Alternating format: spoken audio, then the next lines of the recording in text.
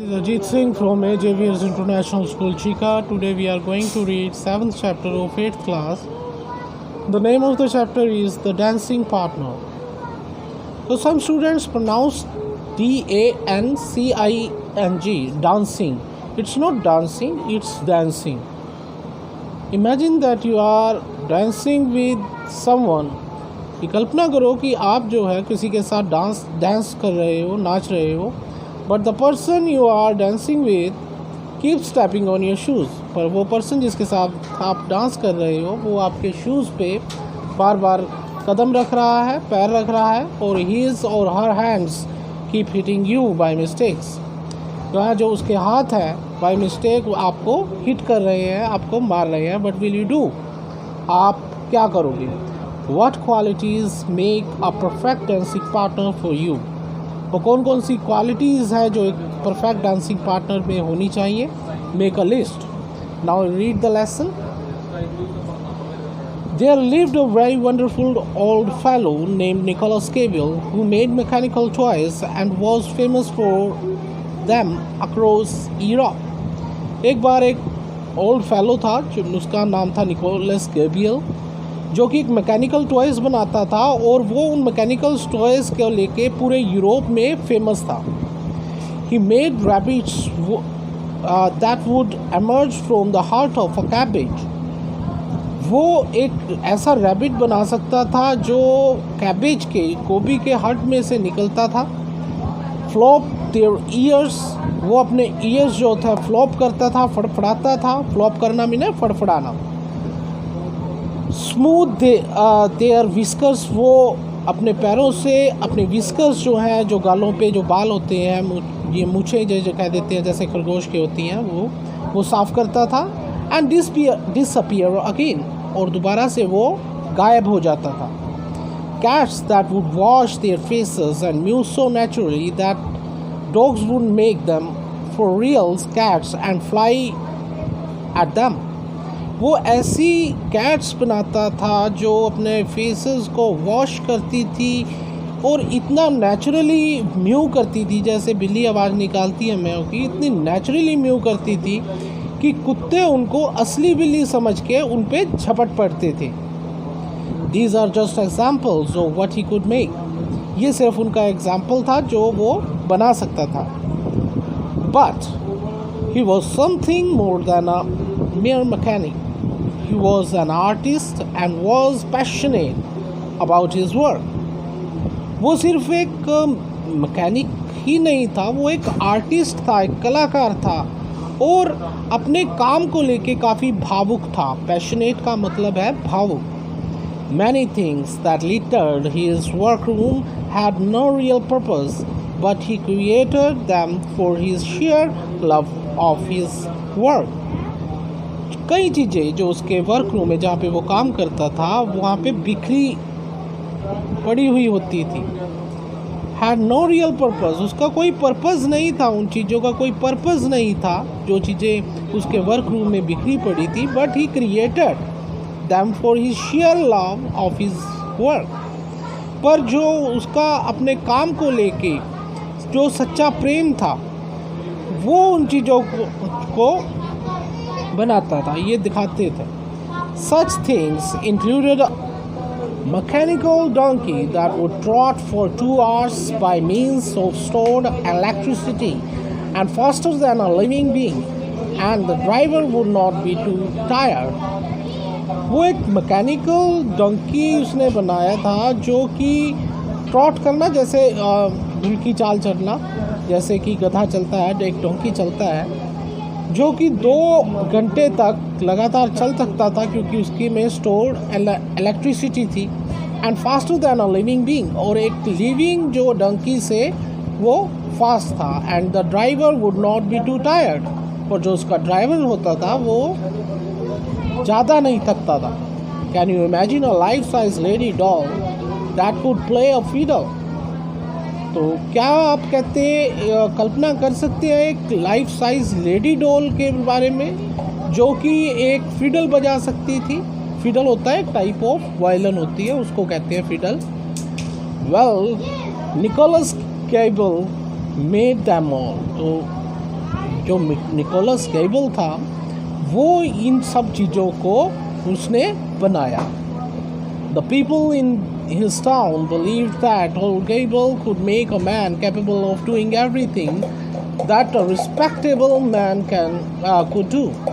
So was he able to make such a thing?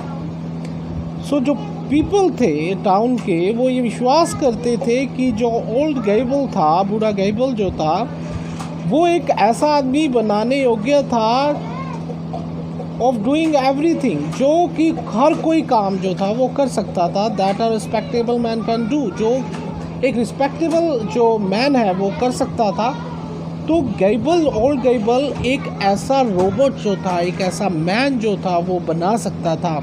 So was he able to make such a thing, वो इसलिए कहते थे लोग क्योंकि वो इन सब चीज़ों को बना सकता था, वो उन चीज़ों को बनाने के योग्य था। Young Dr. Follen had a small boy and was celebrating his second birthday and throwing a ball where everyone could dance and celebrate. Old Gable and his daughter Olga were among the guests. जो young doctor fallen थे, उनका एक छोटा बेटा था, लड़का था, was celebrating his second birthday. जो यंग डॉक्टर फोलन थे उनका एक बेटा था एंड वो सेलिब्रेटिंग हिज सेकंड बर्थडे, जो डॉक्टर फोलन थे वो अपने बेटे का जो सेकंड बर्थडे थे वो मना रहे थे बाय थ्रोइंग अ बॉल, एक बॉल को ऑर्गेनाइज करके। बॉल कहते हैं BALL बॉल, जो खेलने वाली बॉल नहीं है यहाँ पे। इसका मतलब यहाँ पे बॉल का मतलब है डांसिंग पार्टी, डांस पार्टी जो करते हैं उसको कहते हैं बॉल। सो वो अपने बेटे का सेकंड बर्थडे मना रहा था बाय थ्रोइंग अ बॉल, एक बॉल को ऑर्गेनाइज करके, एक डांस पार्टी को ऑर्गेनाइज करके, वेयर एवरीवन को डांस एंड सेलिब्रेट, जहाँ पे हर कोई जो डांस कर सकता था और उस बर्थडे सेलिब्रेट कर सकता था। Old Gable and his daughter Olga were among the guest. जो ओल्ड गैबल जो मैकेनिक था और उसकी जो बेटी थी उसका नाम था ओल्गा, वो गेस्ट में से एक थे। During the afternoon of the next day, some 3 or 4 of Olga's best friends, who had also been present at the ball, dropped in to have a chat about it. They started discussing men and criticized their dancing. Old Gable was in the room and heard their chat. तो दोपहर के दौरान अगले दिन कुछ 3 से 4 ओल्गास की best friend थी, वो बॉल को लेके, डांस पार्टी को लेके उनके बीच में एक बातचीत शुरू हो गई। दे स्टार्टेड डिस्कसिंग मैन, वो उन आदमियों के बारे में उन्होंने डिस्कस करना शुरू कर दिया और उनकी आलोचना, क्रिटिसाइज करना मतलब आलोचना करना, उनके डांस के बारे में आलोचना करना उन्होंने स्टार्ट कर दिया। Old Gable was in the room, जो Old Gable था वो रूम में था, and heard their chat, उनकी जो बातचीत थी वो सुन सकता था। There seems to be few men who can dance at every ball you go to, said one of the girl. तो बातचीत के दौरान एक गर्ल बोल रही थी कि there seems to be a few men, वो कहते कि बॉल में, डांसिंग पार्टी में बहुत कम आदमी ऐसे होते हैं जो हर एक डांस पार्टी में जाते हैं और वहाँ पे डांस करते हैं। Another one said, they always say exactly the same thing. How charming you are looking tonight. Do you often go to Vienna? Oh, you should. It's delightful. What a charming dress you have on. What a warm day it has been. Do you like Wagner? I do wish they would think of something new. तो जो दूसरी थी वो ये कहती, उसने ये कहा कि वो हमेशा एक ही चीज़ के बारे में बात करते हैं। कुछ लोग जो डांस पार्टी में कुछ आदमी हैं वो सिर्फ एक ही चीज़ के बारे में करते हैं। वो क्या कहते हैं? How charming you are looking tonight, आज रात तुम बहुत सुंदर दिख रही हो। Do you often go to Vienna? क्या तुम कभी वायना गए हो? Oh, you should. हाँ, तुम्हें जाने चाहिए। It's delightful. ये बहुत खुशी वाली बात होगी। What a charming dress you have on. तुमने कितनी सुंदर जो है ड्रेस जो है पोशाक जो है वो पहनी हुई है।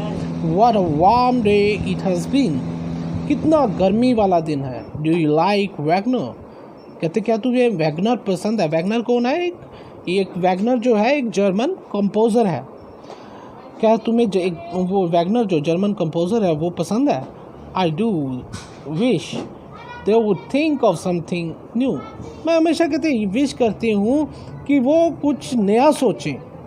ओ I never mind how they talk said a fourth. If a man dances well, he may be a fool for all I care. कहता जो फोर्थ वो कहती है एक जो उन्हीं तीन चार गर्ल्स में से थी, वो कहती है कि oh I never mind how they talk. कहते मुझे कोई इससे परवाह नहीं पड़ती, मुझे कोई परवाह नहीं है कि वो किस तरह से बात करती है। जो फोर्थ वाली गर्ल थी वो उसने कहा if a man dances well he may be a fool for all I care. कहते जिनकी मैं परवाह करती हूँ, वो जो आदमी जो अच्छी तरह से डांस करता है वो एक मूर्ख भी तो हो सकता है। I go to a ball to dance. तो मैं एक बॉल में डांस पार्टी में डांस के लिए जाती हूँ।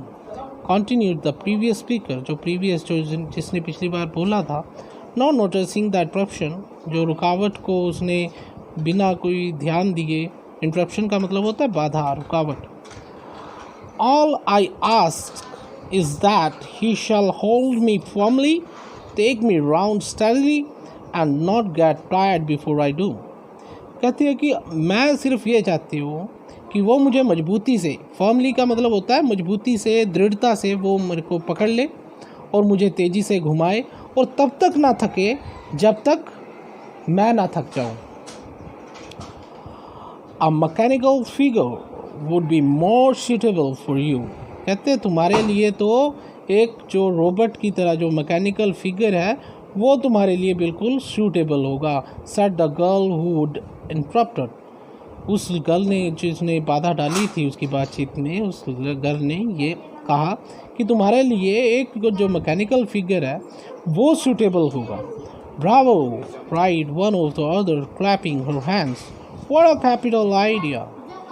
Bravo! Bravo एक तरह की जो एक्सक्लेमेशन मीनिंग है जिसका मतलब है well done।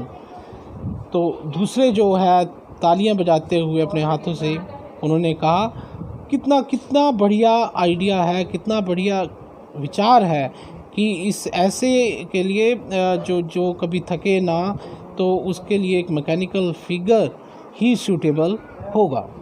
So students, next part of the chapter I will explain you in the next video. Your homework will be that you will learn the difficult words of the lesson. That will be your homework, that all the difficult words that I have explained you in Hindi, you will supposed to learn those meaning. That will be your homework. Thank you students. Have a nice day.